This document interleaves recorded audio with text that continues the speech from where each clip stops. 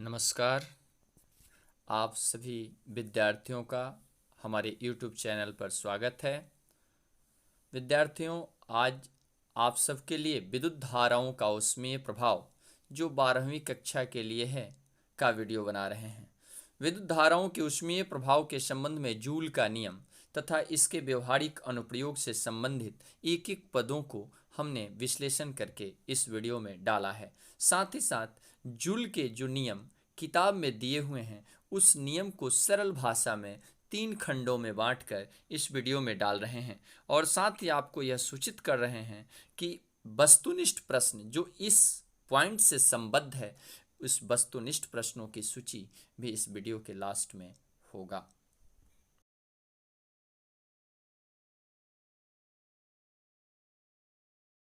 विद्युत धाराओं के ऊष्मीय प्रभाव के संबंध में जूल के नियम की व्याख्या आज हम आपको कर रहे हैं।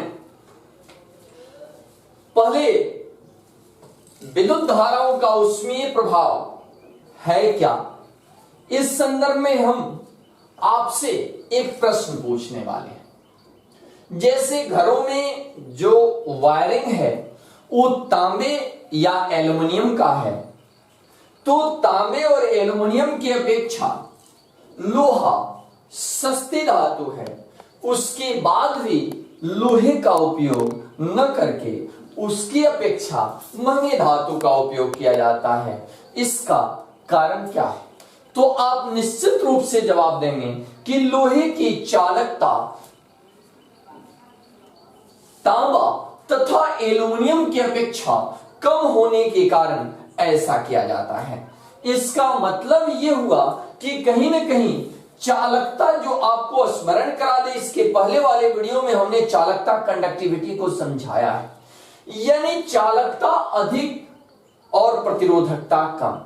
यानी प्रतिरोधकता का मात्र मान अगर परिपथ में बढ़ता है तो इस स्थिति में विद्युत ऊर्जा का रूपांतरण ऊष्मा ऊर्जा में होने लगता है। यानी प्रतिरोध का मान बढ़ते ही विद्युत ऊर्जा का रूपांतरण ऊष्मा में होने लगता है। इस संदर्भ में जूल का नियम इस प्रकार, हमने किताबों में जूल का नियम अलग रूपों में दिया है, उसको हमने सामान्य तौर पर 3 भागों में बांटकर हम आप तक सहज भाषा में पहुंचाने की कोशिश कर रहे हैं। इस संदर्भ में पहला नियम है कि परिपथ में उत्पन्न ऊष्मा। ये बात तो हमारे दिमाग में आ गई कि जब ही परिपथ में प्रतिरोध का मान बढ़ेगा विद्युत ऊर्जा का रूपांतरण ऊष्मा में होने लगेगा। इस संदर्भ में परिपथ में उत्पन्न ऊष्मा परिपथ से प्रवाहित धारा के वर्ग के समानुपाती होता है। यानी परिपथ में जो ऊष्मा उत्पन्न हो रही है वो परिपथ से प्रवाहित हो रही धारा के वर्ग के समानुपाती होता है। यानी heat produces in an electric circuit is proportional to the square of the current through circuit या करंट थ्रू इट। यानी H समानुपाती I स्क्वायर, जहां H का मतलब हीट और I स्क्वायर मतलब धारा का वर्ग। चूंकि यहां एक शब्द है वर्ग तो इसलिए ये वर्ग कर दिया गया है। 1 नंबर नियम हो गया कि परिपथ में उत्पन्न ऊष्मा परिपथ से प्रवाहित धारा के वर्ग के समानुपाती होती है। उसके बाद दूसरा, परिपथ में उत्पन्न ऊष्मा परिपथ के प्रतिरोध के समानुपाती होता है। यानी यहां 2 राशियां आ गई, ऊष्मा और दूसरा प्रतिरोध, और ये दोनों एक दूसरे के समानुपाती हैं। यानी H समानुपाती R। वही चीज यहां अंग्रेजी में लिखा है, heat produces in an electric circuit is proportional to the resistance of the circuit. तीसरा है कि परिपथ में उत्पन्न ऊष्मा परिपथ से प्रवाहित धारा के समय के समानुपाती होता है। यानी heat produces in an electric circuit is proportional to the time of current means H समानुपाती T। यानी बात समझिए,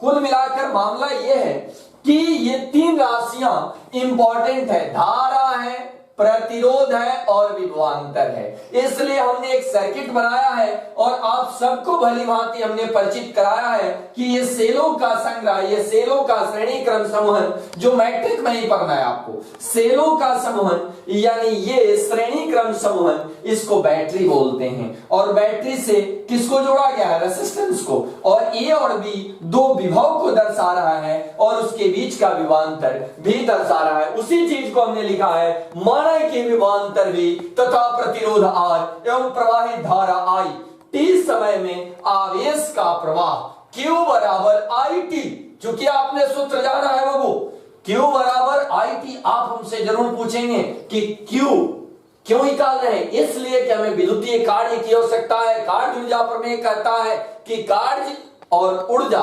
आपस में इंटर रिलेट्स होते हैं, तो इसलिए पहले कार्य निकालना होगा, उसके बाद कार्य ऊर्जा प्रमेय के आधार पर एनर्जी कैलकुलेट करेंगे।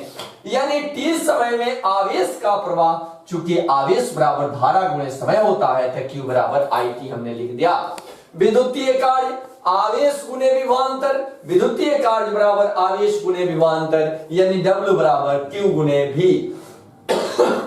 W बराबर आई टी गुणे भी, यानी ओम के नियम से V बराबर आई आर, तो W बराबर आई टी गुणे आई आर, यानी W बराबर आई स्क्वायर आर टी।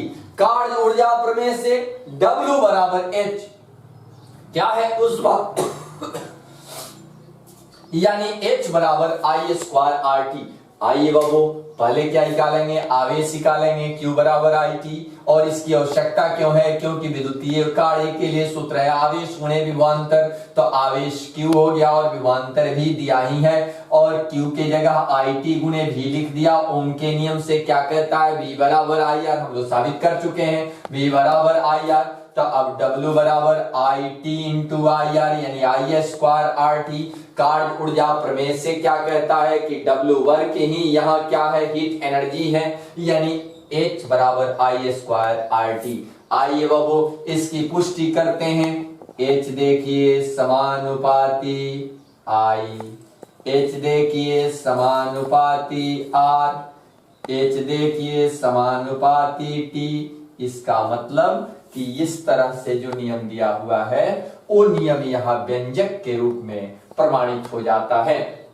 अगर इन तीनों को भी आपस में मिलाया जाए तो यही साबित होगा, और एक डेल्टा क्वांटिटी आ जाती है जो जिसकी आवश्यकता यहाँ अब नहीं है। इस टाइप से अगर करते हैं तो अब विद्युतीय शक्ति, अब आप सोच रहे होंगे कि विद्युतीय शक्ति कोई अलग से पॉइंट है, तो शक्ति क्या है? कार्य करने के समय दर को शक्ति कहते हैं, यानी कार्य और समय के अनुपात को शक्ति कहते हैं। बस वही चीज, विद्युतीय कार्य और समय के अनुपात को विद्युतीय शक्ति कहते हैं। कोई अलग से याद करने की आवश्यकता है। विद्युतीय कार्य करने की दर, विद्युतीय कार्य करने की दर को विद्युतीय शक्ति कहते हैं, यानी शक्ति बराबर कार्य बटा समय, यानी P बराबर W बाई टी। P बराबर W बाई टी, यानी वही W अभी आपको हमने बताया कि W ही H है, इसलिए यहां क्या ला दिया? H बाई टी, और H के जगह i square R T by T, T cancel हो गया, तो P बराबर आई स्क्वायर आर, यानी धारा का वर्ग इंटू प्रतिरोध, जिसको अलग अलग रूपों में इस तरह से हम लिख सकते हैं। यानी P बराबर आई स्क्वायर आर भी लिख सकते हैं, भी आई भी लिख सकते हैं, भी स्क्वायर बाई आर भी लिख सकते हैं। आप अब पूछेंगे कि ऐसा कैसे? तो देखिए इसीलिए हमने यहाँ P बराबर आई स्क्वायर आर जो है बाबू, तो V बराबर चूंकि आई आर है तो आप यहां V बाई आर बराबर आई भी तो लिख सकते हैं ना, तो यहां लिख दीजिए V बाई आर का होल स्क्वायर इंटू आर, यानी V स्क्वायर बटा R square into R, cancel हो गया, तो एक सूत्र तो आ ही गया V स्क्वायर बाई आर, ये हो गया। अगर आप चाहेंगे तो V बाई आर इंटू भी लिख सकते हैं, तो V बाई आर एक दफा फिर से आई हो जाएगा, आई इंटू भी चाहे V इंटू आई। इस तरह से आप इसके सूत्रों को तीन प्रकार से रिप्रेजेंट करेंगे। अब इसका मात्रक देखिए, वो मात्रक वही होगा जो शक्ति का है। जैसे शक्ति का एसआई मात्रक क्या है? केजी मीटर स्क्वायर पर सेकंड क्यूब, या जूल पर सेकंड, या न्यूटन मीटर पर सेकंड, या वाट। लेकिन असल बात क्या है कि यहां विद्युतीय शक्ति के लिए दृढ़ शक्ति की आवश्यकता होती है, और इस दृढ़ शक्ति के को हम kilowatt, megawatt, HP, horse power, अश्व शक्ति के रूप में इंडिकेट करते हैं। यानी 1 किलोवाट बराबर होता है 10 के पावर 3 वाट, 1 मेगावाट बराबर होता है 10 के पावर 6 वाट, और 1 हॉर्स पावर, 1 अश्व शक्ति बराबर 746 वाट होता है। इस आधार पर हम विद्युत धारा के ऊष्मीय प्रभाव का अध्ययन करते हैं। अब इस संबंध में इस वीडियो के प्रारंभ में ही हमने 3 उपकरणों को दर्शाया है, विद्युत हीटर, रूम हीटर, और दूसरा विद्युत बल्ब, तथा तीसरा इस्त्री आयरन इत्यादि का हमने चित्र द्वारा आपको निरूपित किया है, जो इसका व्यवहारिक अनुप्रयोग है। और इससे संबंधित एक एक पदों की व्याख्या तथा थर्मोस्टेट से संबंधित पदों की व्याख्या इस ऊष्मीय नियम के वीडियो 2 में आप तक पहुंचाएंगे।